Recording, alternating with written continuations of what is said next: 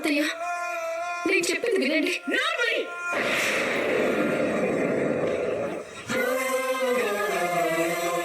పాపిష్టిదానా, నా కూతురు ఎక్కడ సుఖపడుతుందోనని కళ్ళల్లో నిప్పులు పోసుకుంటున్నావా? వీడొక మనిషి, వీడికి తోడు నువ్వు ఒక సాక్ష్యం. నువ్వు ఆగు ప్రభావతి. ఏంట్రా బాలు ఇది? నచ్చకపోతే పెళ్లికి రాకుండా ఉండాల్సింది. తాళి కట్టాక నీ చెల్లెల్ని ఏలుకోవాల్సిన వాడిని ఇలా అవమానిస్తావా? ఏంట్రా ఇది? బాబా, అంతా ఈ మహాతల్లే చేసింది.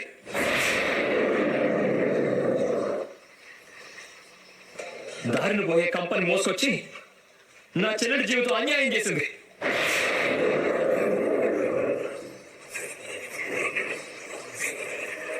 ఏంట్రా అన్యాయం? ఏం మాట్లాడుతున్నావు నువ్వు? ముగ్గురు కొడుకులు పుట్టారు, ఒక్కడైనా ఘనమైన సంబంధం తీసుకొచ్చారా? మీ అమ్మ కాబట్టి కానీ కట్నం ఇవ్వక్కర్లేకుండా సంబంధం మాట్లాడుకొచ్చింది. ఇంకా మీ అమ్మదే తప్పంటావా?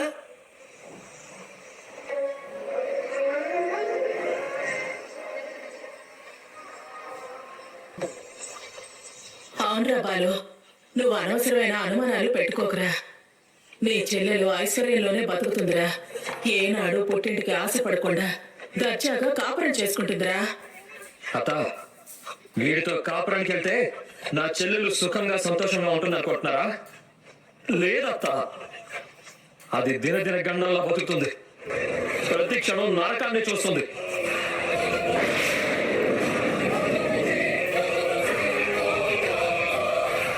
Stop it Balu. ఇదే వేరే ఆవేశంతో నువ్వు మమ్మల్ని ఎన్నన్నా పడ్డావు. ఇప్పుడు నీ చెల్లెల్ని చేసుకున్న వాడిని కూడా ఇలాగే అంటే ఎందుకు పడతాడు?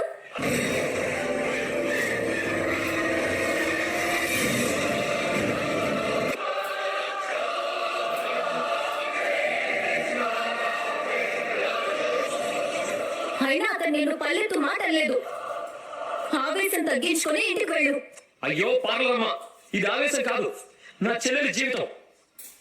నేనెందుకు చేతులా దాని జీవితాన్ని నాశనం చేయాలనుకుంటాను? మీరందరూ వీడి గురించి తెలియక వెనకేసుకొస్తున్నారు. వీడి నిజ స్వరూపం తెలిస్తే తరిమి తరిమి మీరే కొడతారు.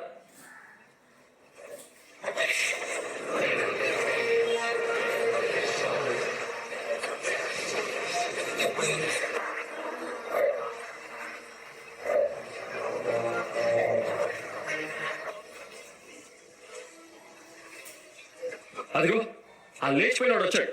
వాడిని అడగండి, వాడి భార్యని అడగండి.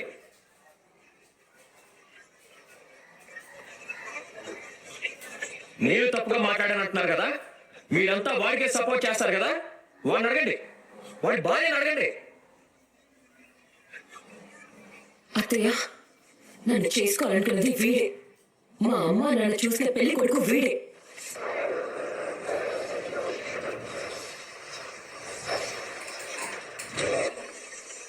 వాడి సాడిజం భరించలేకనే నేనే తొందరపడి రవిని పెళ్లి చేసుకోమని ఫోర్స్ చేశాను. అవునమ్మా, బాలు అనే చెప్పేది నిజం, శృతి చెప్పేది కూడా నిజమే. నీ కనపడే వీడు మామూలు మనిషి కాదు, ఒక తిక్కలోడు.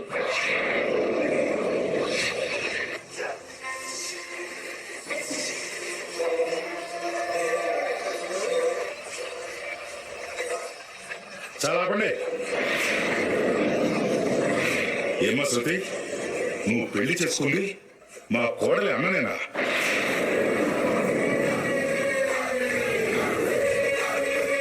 ఏ నాటకాలు ఆడుతున్నావు అమ్మా? ఈ వంక పెట్టుకుని మీ తప్పేమీ లేదని నమ్మించి మళ్ళీ మీ అత్తగారి కుటుంబంతో కలిసిపోవాలనుకుంటే అది మీ ఇష్టం.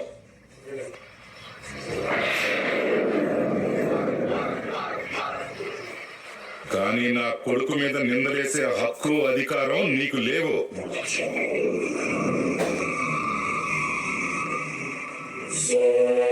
బావగారు, ఈ శృతి మీ అబ్బాయిని ఎప్పటి నుంచో ప్రేమిస్తుంది. ఆ నిజాన్ని దాచిపెట్టి వీళ్ళ నాన్న మా సంబంధం కుదుర్చుకునేసరికి మీ అబ్బాయితో లేచిపోయి పెళ్లి చేసుకుంది.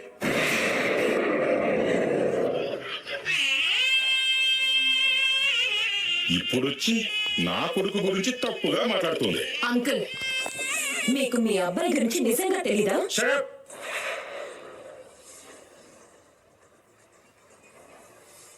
ఆడ పిల్లవని ఊరుకుంటున్నాను. ఊరుకోపోతే ఏం చేస్తావురా? నీ కొడుకు ఏం తెలివో నీకు తెలిసే గబగబా పెళ్లి జరిపించేస్తావా? మా బాలు అనే చెప్పేదే నిజం.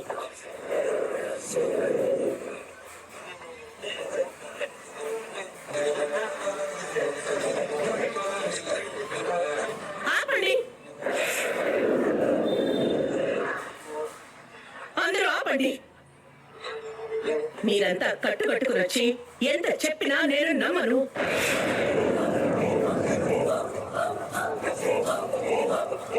నా కూతురి మెళ్ళు తాళి కట్టాక ఎవరెన్ని చెప్పినా నేను వినను.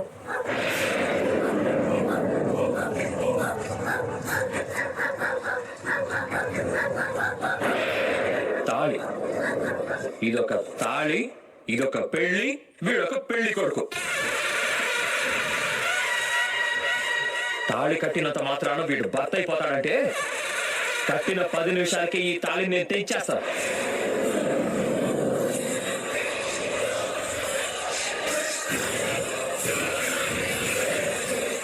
అనియా, ఒరేయ్!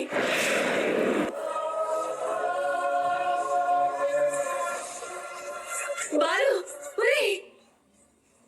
అయ్యో,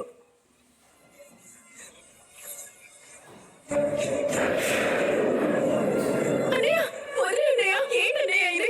అన్నయ్య, ప్లీజ్ అన్నయ్య. ఏం చేస్తున్నావు అన్నయ్య? వదులు. రేయ్ బాలు, ఏంట్రా ఇది? అన్నయ్య, అన్నయ్య ప్లీజ్ అన్నయ్య, వదిలేయ్ అన్నయ్య.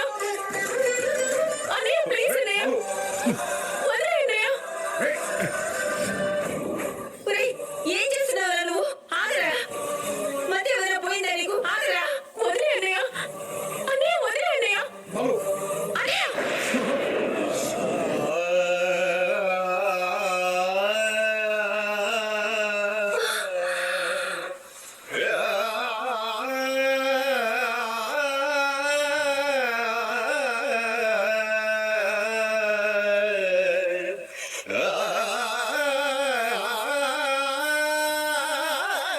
ఏంటన్నయ్య ఇది? నీకు నచ్చినా నచ్చకపోయినా నా పెళ్లి తనతో జరిగిపోయింది. ఆవేశంలో ఆ సంగతి మర్చిపోయావా? నీ కోపంతో, నీ నమ్మకాలతో నా జీవితం బలి చేసే హక్కు నీకెవరిచ్చారు?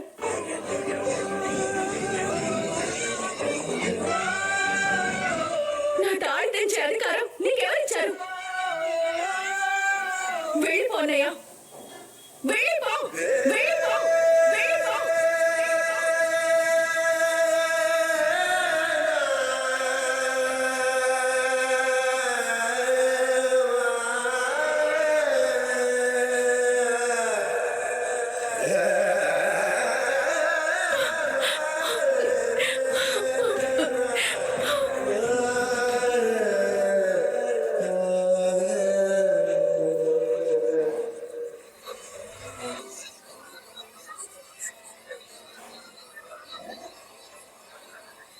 ఏ చెల్లెలి కోసం అయితే నువ్వు ఇంత రాద్ధాంతం చేశావో ఆ చెల్లెలే నిన్ను చీకొట్టి పొమ్మంది. ఇంకా ఇక్కడే ఎందుకున్నావురా?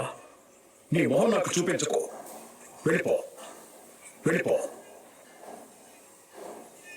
రే నష్ట జాతకుడా, నా కడుపున చెడపుట్టావు కదరా. పోరా, ఇంకా ఇక్కడ నిలబడ్డావే.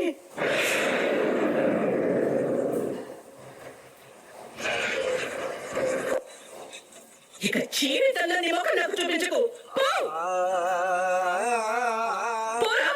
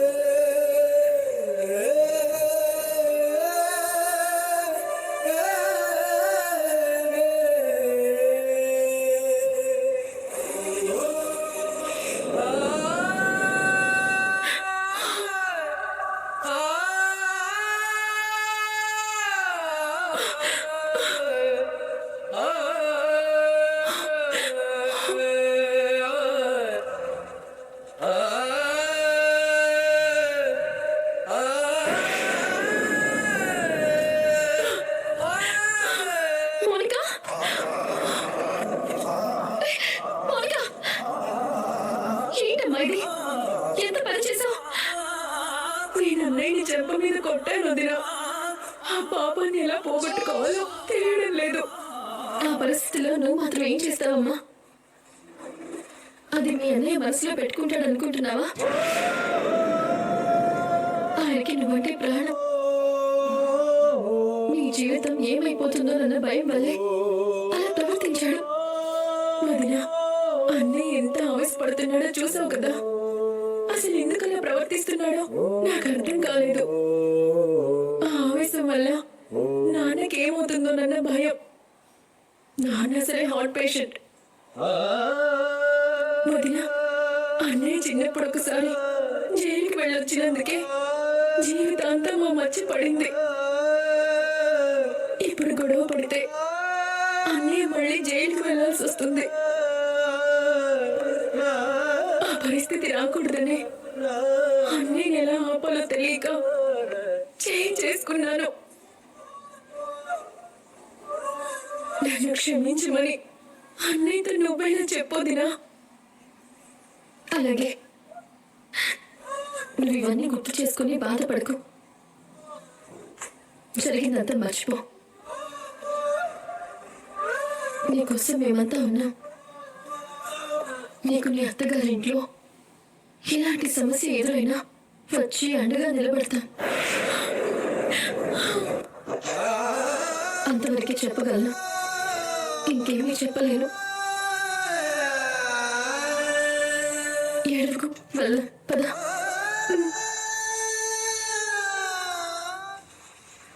త్వరగా వెళ్దాం.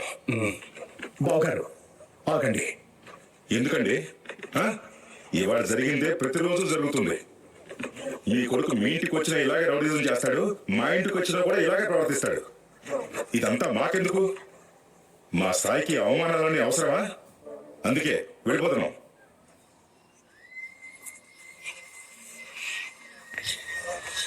అంత మాట అనకండి. మా అబ్బాయి చేసింది ముమ్మాటికి తప్పే. వాడి తరపున నేను క్షమాపణ చెప్తున్నాను. అన్న చేసిన తప్పుకు చెల్లెలకి శిక్ష వేయకండి. అవసరం లేదండి. నా కొడుకు మీద మేమే ఇంతవరకు చేయవేయలేదు. ఇప్పటికీ 4-5 సార్లు మీ బాలు మా వాడిని కొట్టాడు. అంతగా ఇష్టం లేనప్పుడు మీ అమ్మాయిని మీ ఇంట్లోనే ఉంచుకోండి. మా వాడికి కోటి సంబంధాలు వస్తాయి. మమ్మల్ని పరువుగా బతకనియండి.